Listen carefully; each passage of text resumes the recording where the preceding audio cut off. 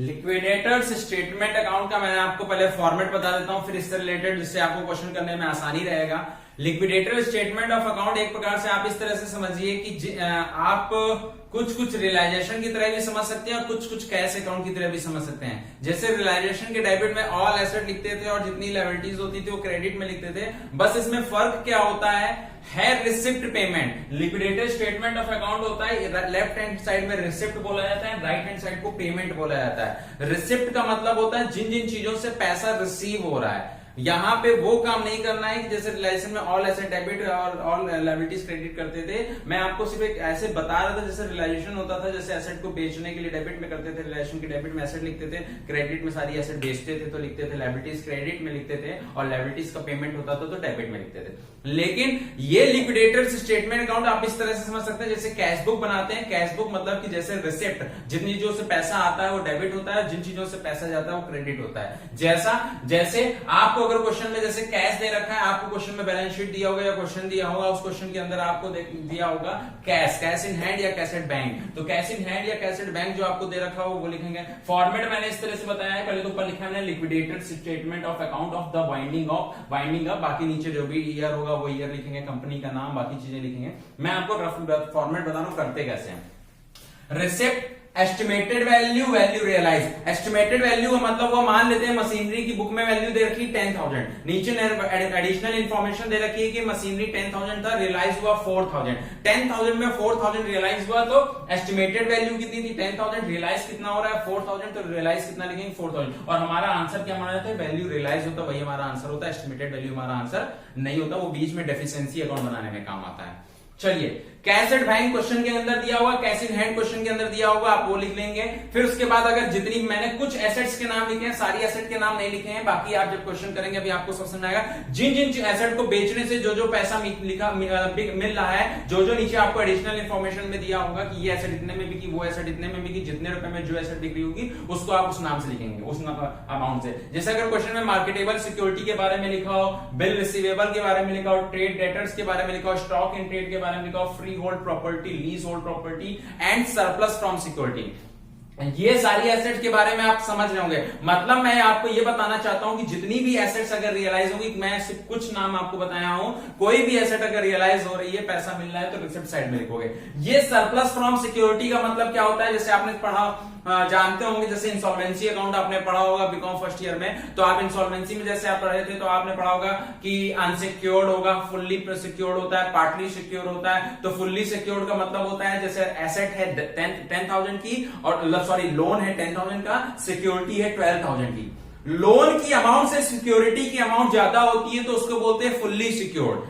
10,000 का लोन लिया आपने, सिक्योरिटी रखा 12,000, तो 12 अगर आप सिक्योरिटी को बेचेंगे 12,000 माइनस 10,000, 2,000 रुपीज सरप्लस होगा। सरप्लस का मतलब होता है जब लोन की अमाउंट से सिक्योरिटी की अमाउंट ज्यादा होती है तो उस बीच के डिफरेंस को बोलते हैं सरप्लस फ्रॉम सिक्योरिटीज। तो सरप्लस फ्रॉम सिक्योरिटीज आप लिख दिए। तो ऐसे जो भी चीजें रिसिप्ट वो होंगे वो सारी एसेट बेचेंगे वो लिख देंगे। सरप्लस फ्रॉम सिक्योरिटी में आपको बताना चाहता था, मतलब एसेट से जितनी अमाउंट ज्यादा सिक्योरिटी की अमाउंट होगी उसको सरप्लस फ्रॉम सिक्योरिटी बोलते हैं।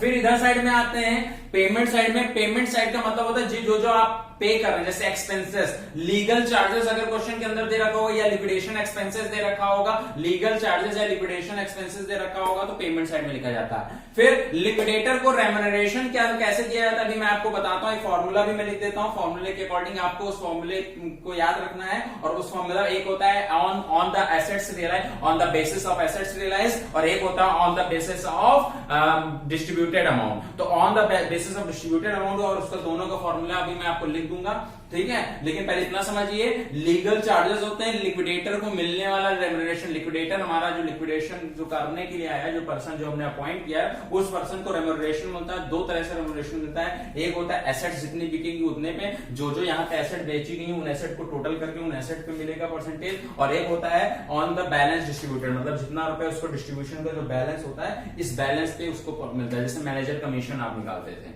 आप पीएनएल में, अभी आप करेंगे क्वेश्चन मैं आपको बताऊंगा, खाली आप फॉर्मेट समझिए।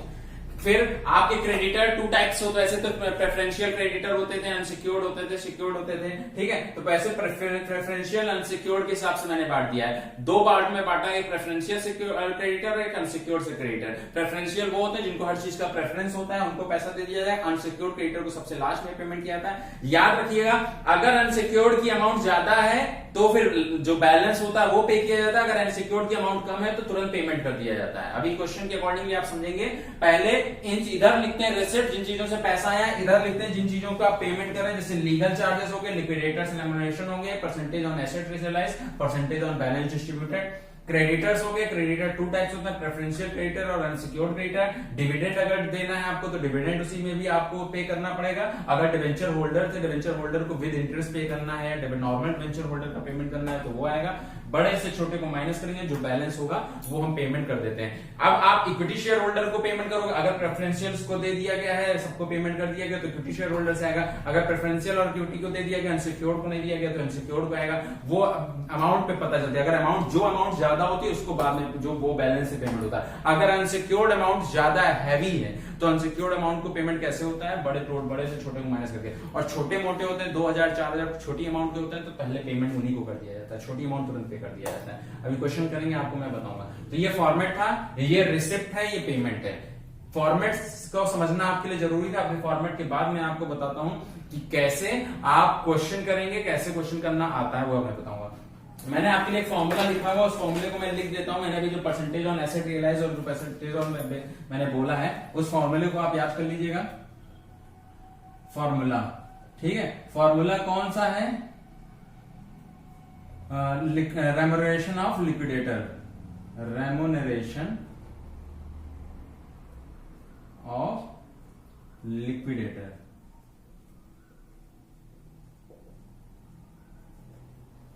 तो मैं फर्स्ट लिख देता हूं, इफ सफिशियंट अमाउंट, ये याद रखिएगा, इफ सफिशियंट अमाउंट अवेलेबल, ये आप फॉर्मेट ले लीजिए। मैं फिर इधर दिखाता हूं, इधर आपको स्क्रीन में दिख नहीं रहा होगा, इसका स्क्रीनशॉट ले लीजिए, फिर मैं आपको दिखाता हूं।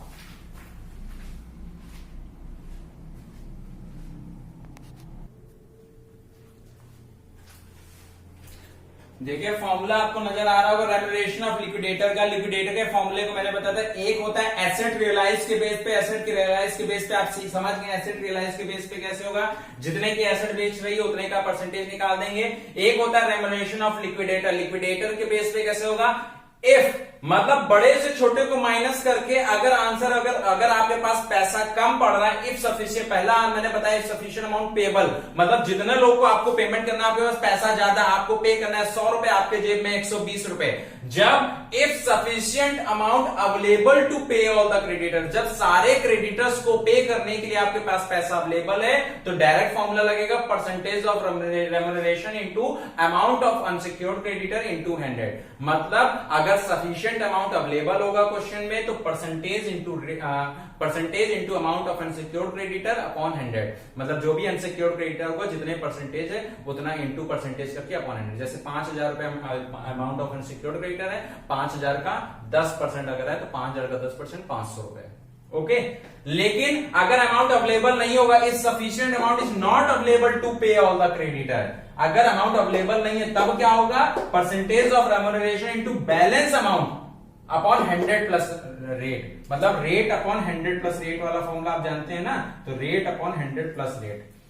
बैलेंस अमाउंट का if sufficient amount is not available तो बैलेंस अमाउंट का, if sufficient amount is available तो अनसिक्योर्ड क्रेडिटर का, ये याद रखना है आपको।